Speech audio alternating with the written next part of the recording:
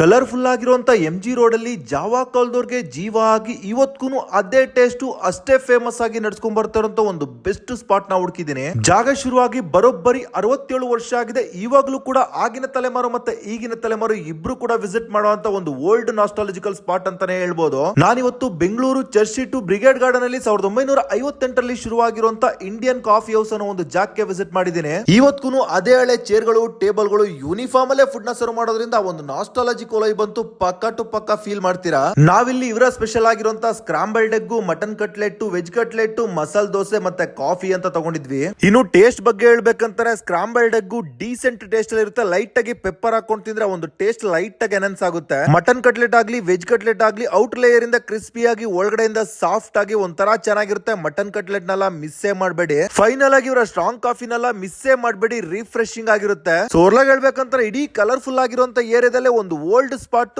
Must visit spot ಅಂತಾನೆ ಹೇಳ್ತೀನಿ.